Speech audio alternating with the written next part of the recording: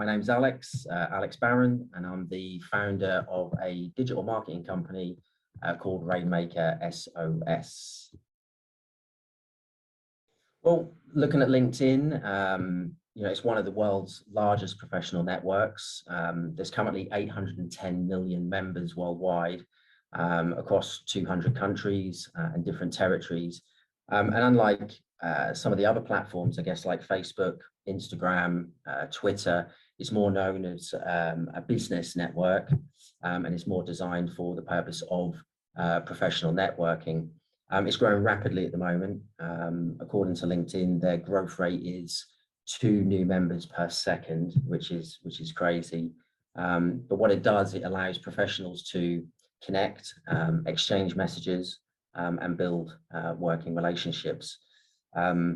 Originally, and still is, it's used for like recruitment or headhunting talent, but it's also a great way to build your brand and promote what you do. So if you're in business, LinkedIn is certainly the #1 playground that you should be in.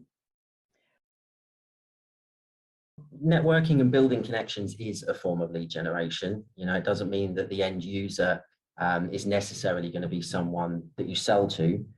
It could be someone that you want to partner with. It could be a good referral partner or maybe a contractor. But yeah, absolutely, lead generation on LinkedIn, the capabilities of that is certainly immense. One of the main benefits that LinkedIn has over the other social media platforms is that the target audience is all in one place. You can use a number of different filters. You can drill down on your ideal client profile, or as we say, the ICP. And you can look at things like location, industry, the title, or the company that the person works at. And if you're using a paid subscription on LinkedIn, that gives you access to well over 20 filters. So once you have that list of ideal client profiles, you can then engage with them, you can comment on their posts, and really start building those meaningful relationships that one day will turn into paying customers.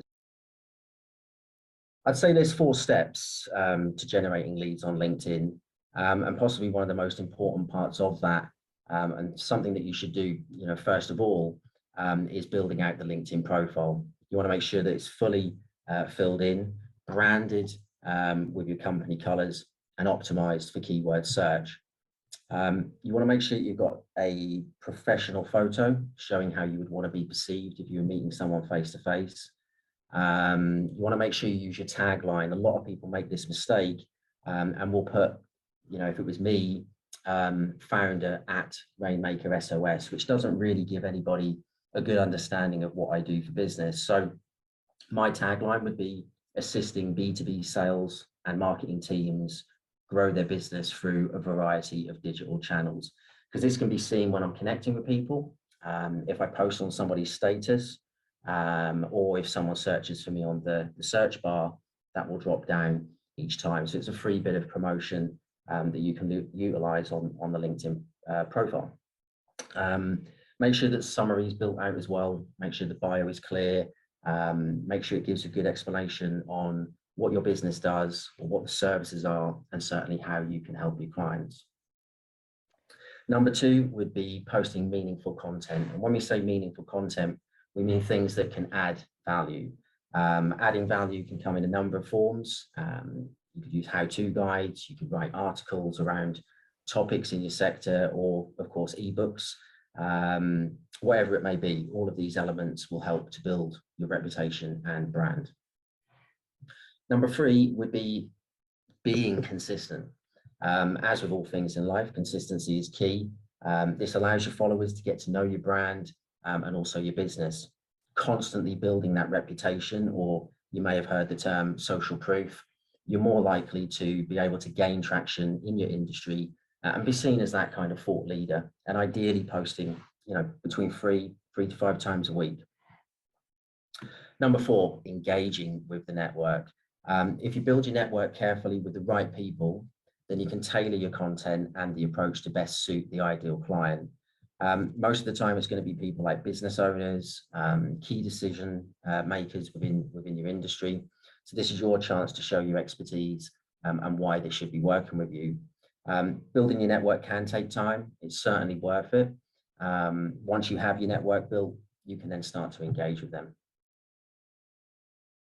You do want to try and optimize your LinkedIn profile as best as you can. No matter what the budget is, you can always be more active on the platform, as that really costs just your time. Your activity levels are a great way to get your brand out there, and also gives plenty of opportunity to engage and develop relationships with your audience. Use content as much as possible, just like being active. It's one of the best ways to maximize your lead generation on a budget. Content is king, and it helps your engagement chances and the brand promotion. And finally, tailored outreach. Look at a person's profile, try and establish some sort of common ground that you can approach them with, and then to have a calculated reach out when you connect with that person. Well, you can use the analytics dashboard. That gives you, a wealth of data to track your results. You can look at profile views, how many people are clicking on your profile, the post views, how much traction are you getting on the posts. You really want to record these to see what sort of content is working, moreover other content that you might be posting on a daily or weekly basis. You can also see the search appearances that you come up with, which is quite a good telltale sign if the summary that you've written has got the right keywords. If you search for the term maybe lead generation, I would hope that my profile would come up because of the keywords that I've used in the summary. You can look at the conversions from second degree to first degree, how many people are connecting back. And then from that, obviously, how many people that have connected back are you really doing business with, or building those relationships with? So within the LinkedIn platform, you can see those analytics from the click of a button. If you're serious about generating leads on LinkedIn, I would definitely say yes. I've been using Sales Navigator for over 12 years now. The best way to explain what it is, or how I usually explain what it is, it's like the puppet master over the top of the LinkedIn account. So it has its own interface. It's its own housed piece of software that allows you to do much more than what you can on a standard LinkedIn account. So as I mentioned earlier, you get 20+ filters, so you can drill much more heavier down on your ideal client profile. You get many more search results as well. So you can see up to 2,500 contacts in a single search, compared to maybe LinkedIn, which is 1,000 search or 1,000 contacts in a search. And you have much more control over the leads that you're interested in. So unlike the LinkedIn platform, it will literally show me the updates of everybody that I'm connected with. Now, not all of the people that I'm connected with, I'm really, I guess, interested in doing business with. So within the Sales Navigator platform, I can save these leads into saved lists. I can categorize my saved lists, and I can keep tabs on the people that I directly want to be, doing business with, or to be appearing in their notifications, right? If I've saved my leads, I can track those leads. I can see what they're sharing. I can see when they're mentioned in the news, and I can also track when they've changed jobs. So Sales Navigator for me is definitely something that you should be using if you are serious about LinkedIn lead generation. So the most popular and effective content types that you can use on LinkedIn would be infographics, certainly one of the best content mediums used today, not only on LinkedIn, but across pretty much most social networks. People are using and utilizing infographics, easier to convey sort of larger messages in a more sort of easier to read and creative way. Links to blogs. If you're linking to blogs that would be on your website, so you're directing people away from the LinkedIn platform, you don't want to be putting the link of that within the body of the caption from the post. You may see people putting those links in the first comment, or they'll say, to read the blog, click the comment, the first comment below.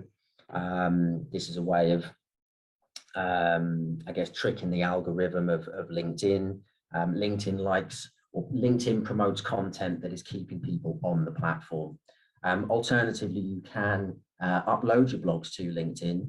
You can use the long form publishing tool, excuse me, the long form publishing tool. And once you've posted an article on LinkedIn, you can then pin that to your profile as well. So it kind of gives that more longevity to the content, maybe over a standard post on the time feed. Other real strong areas would be video, of course. Video is hugely popular, or getting more increasingly popular, and a great way to convey your messages, as well as PDFs. You can pretty much upload, documents onto LinkedIn, PDFs and ebooks, as I say, links to the blogs, and of course, infographics on a daily basis. No way. I get a lot of people say to me, I'm on LinkedIn and I've got irrelevant content on my time feed. It's, deterring me from using the platform. And unfortunately, that is your own doing. So remember, you're the one that accepts people into your network, and you're the one requesting people to be part of your network. So rule of thumb for me is to always check the profile.